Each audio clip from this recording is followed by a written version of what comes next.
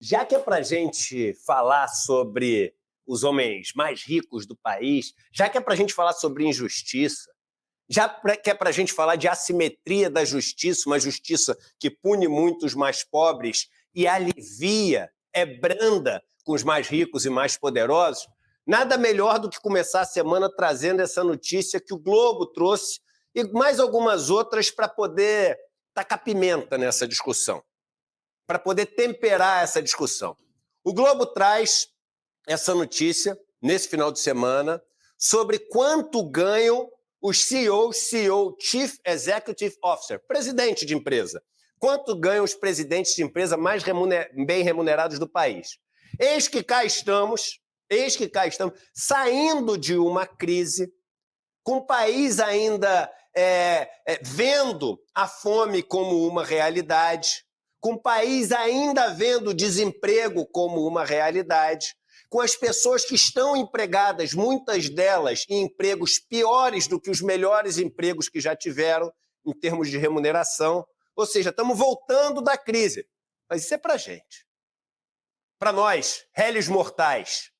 Porque os maiores presidentes de empresa do Brasil não estão vendo crise nem de perto, nem de longe. Vamos ver a lista de quanto ganharam agora, em 2022, os CEOs mais bem pagos do Brasil. O CEO da Hapvida, Jorge Pinheiro, ganhou de bônus no ano passado 82 milhões de reais. O CEO da Vale, da mineradora, 60 milhões de reais. 60 milhões de reais.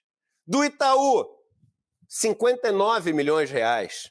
Da JBS e da Eneva, 55 milhões de reais. Aí, eu só vou chamar vocês para a seguinte reflexão. A gente está falando dos seguintes setores aqui. Setor de saúde, setor de mineração, setor de bancos, setor financeiro, setor de, a gente chama isso, mais especificamente, que produz proteínas, né? Mas a gente está falando de um frigorífico, e setor de energia. Veja se isso não te chama a atenção do que aconteceu com o país nos últimos anos. É um país que está com as maiores taxas de juros reais do mundo. Do mundo. Significa que quem se endivida no Brasil, significa que quem tem que parcelar a sua casa, o seu carro, o seu celular, está pagando a maior carga de juros do planeta. Aí a pergunta que você tem que fazer é o seguinte, mas para quem que isso está indo? Para o Itaú. Isso significa que o país que tem a molezinha de que exportar é permitido sem pagar imposto nenhum, o país que tem milhões de pessoas passando fome, mas é um dos 3 maiores produtores de proteína, seja carne vermelha, carne branca, do mundo. É top 3 nos dois. Você fala, mas se está produzindo tanta carne e tem tanta gente passando fome, para onde está indo todo esse resultado? Se tem pandemia gigantesca, está todo mundo precisando de hospital, 700 mil mortos, etc. Será que isso é só sofrimento para todo mundo? Se tem desastre ambiental, se tem empresa que não cumpre todos os seus deveres de garantir a proteção dos trabalhadores e dos moradores dos lugares que são explorados por suas empresas, que mineram, ou outras que ilegalmente garimpam, que, enfim, extraem aquilo que é nosso, está debaixo do nosso piso, exportam sem pagar imposto, matam com suas atividades, poluem com suas atividades. Mas, poxa, essas empresas elas são penalizadas por fazer isso com o nosso país? E, por fim, de onde será que veio o interesse dos homens mais ricos do país, que protagonizaram agora a maior fraude que esse país já viu. Estou falando da fraude das Americanas. De onde será que veio o interesse deles pela Eletrobras? O interesse deles pela Eletrobras veio do fato de que o jogo do poder está diretamente ligado ao jogo da energia. Até em inglês, power play, serve para os dois. Tema de livro, que, aliás, é curso do ICL. Então, o que a gente está vendo aqui, é que as pessoas mais bem pagas do país são pessoas que trabalham em empresas que não contribuem para o país menos desigual. São pessoas que não contribuem para um país sem fome. São pessoas que não contribuem para um país que tem soberania dos seus recursos minerais, que não tem soberania sobre suas terras, que não tem soberania sobre sua produção. As pessoas mais bem pagas do país trabalham em setores onde o país vive uma deficiência brutal de recursos. Veja que isso que acontece aqui, dos CEOs serem tão bem pagos, é algo que, enfim, cada ano vai ficando maior. Olha no ano passado, a lista dos CEOs mais bem pagos do ano passado. Olha só, vão ser os mesmos suspeitos usuais. Tem aqui, ó, a lista de 2021 dos CEOs mais bem pagos. Vamos lá, produção, botar a lista dos CEOs mais bem pagos em 2021 no Brasil. Vamos ver, estamos só esperando aqui a produção colocar. Se vocês não tiverem, é só avisar que a gente pula. Mas eu falo para vocês, tem na minha cabeça, a gente deixou tudo separadinho lá. Seguinte, os CEOs mais bem pagos em 2021 no Brasil, a lista é quase igual, tem uma diferença. Sabe qual a diferença? É que, em primeiro lugar, vem o Sérgio Rial. Você sabe quem é o Sérgio Rial? Que foi o CEO mais bem pago em 2021, um ano antes desse. Ele era o presidente do Santander. Aqui, ó. Tá aqui, ó. Olha lá. Vale, Itaú Unibanco, Eneva, JBS, Eneva de novo, que você tem dois da Eneva, JBS. São os mesmos suspeitos. Aí você começa a ir mais para baixo, Localiza.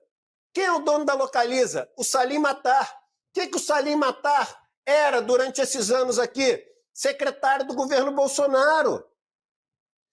O Bradesco, lembra o Bradesco que fez aquele vídeo no ano passado do cara defendendo, né, o regime militar e etc. Tá aqui, ó, defendendo o governo Bolsonaro, que era o que ele estava defendendo, entre os mais bem pagos. Aí aqui, setor de saúde, cara, não tem erro. E aqui, o número 1, o cara que depois de figurar como o CEO mais bem pago do Brasil foi contratado para tocar o quê? As Americanas.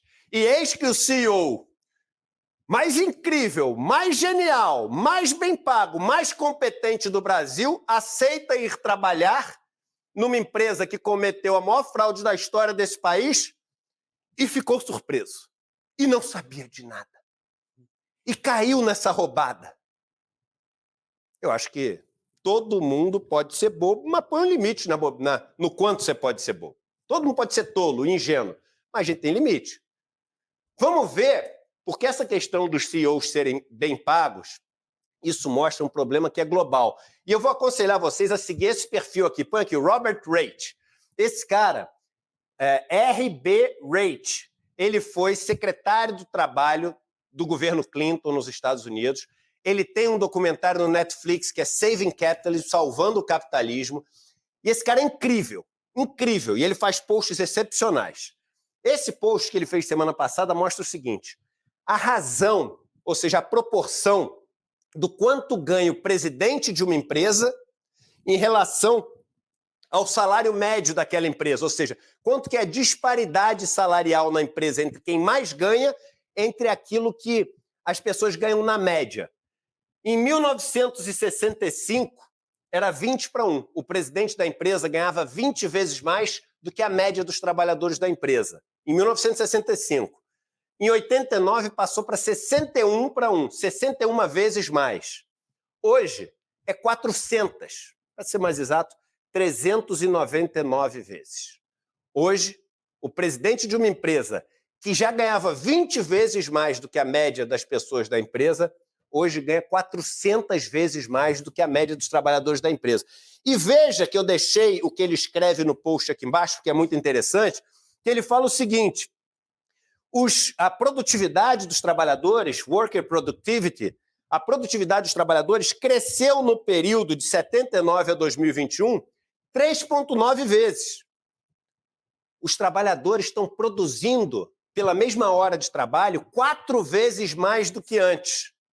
Só que isso está indo para o bolso deles? Não. E vamos ver nos próximos slides. Próximo slide do Robert Reich, por favor. Aqui, ó. Por que será que milhares de trabalhadores em diversas indústrias estão em greve ou planejando greve? Eu acho que é um mistério. Mas, numa outra notícia que eu li, mostra que o salário dos presidentes de empresa subiu 1.460% desde 1978, enquanto o dos funcionários 18%. Tornando simples para todo mundo entender, a produtividade do trabalhador explode. O trabalhador consegue produzir muito mais. Por quê? Ele tem mais treinamento, mais conhecimento, melhores máquinas, mais tecnologia. Agora, tudo isso que ele consegue produzir a mais vai parar no bolso de quem? Dos presidentes das empresas. Para ele não fica nada.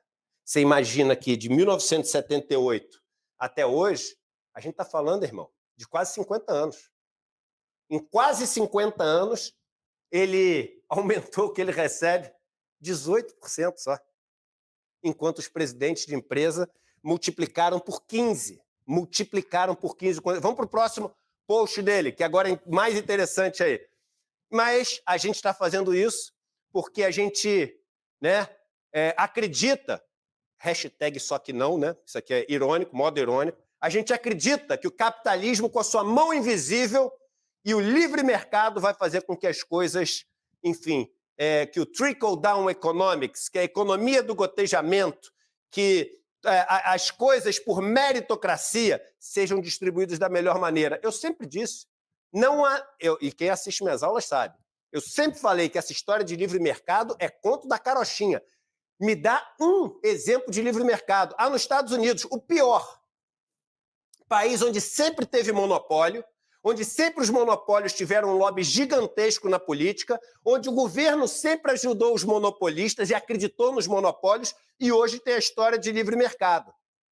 Os Carnegies na siderurgia, os Rockefeller no petróleo, o Zukor no cinema, o Sarnoff no rádio, todos, pode pegar, todos os setores.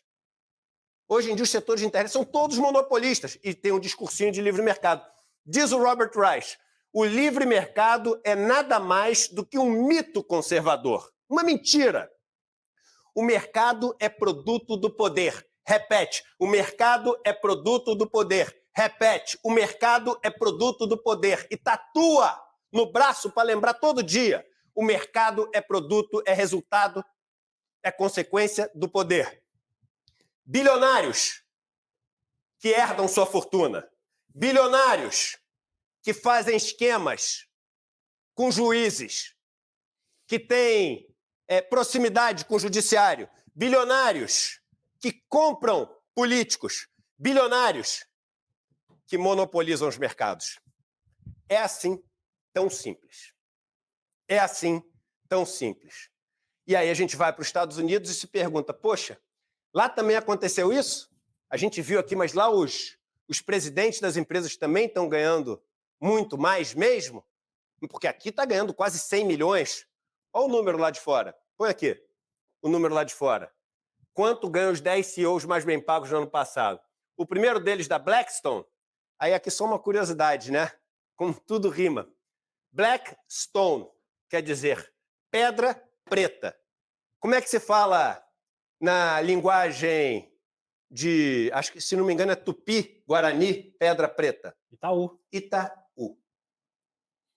Não é uma coincidência incrível? Né? Ou seja, a empresa lá de fora que tem paga a maior remuneração, é do setor financeiro também, e tem o mesmo nome, né? Itaú, Pedra Preta, Blackstone. Aí tem outra lá que ganha muito também, que chama BlackRock, em vez de Blackstone. Tem alguma coisa nessa história, né? Vamos investigar. Teóricos da conspiração, divirtam-se com essa história. Mas será quanto que é Illuminati? Que o cara ganhou? Os Illuminati. Quanto que o cara ganhou no passado? 253 milhões de dólares. Mais de R$1 bilhão. 1 bilhão. O país onde quem é mais pobre, se quebrar o braço, não pode ser atendido. O país onde as pessoas estão sendo expulsas dos hospitais porque não tem como pagar. Jogadas na rua. Jogadas na rua. Paga mais de R$1 bilhão para o presidente de uma empresa. Aqui outro, Alphabet. Alphabet é o Google. Também. Mais de R$1 bilhão, 226 milhões de dólares. Agora com dólar abaixo de 5, em torno de R$1 bilhão. O cara da Hertz, da empresa de aluguel, que localiza aqui, a Hertz lá.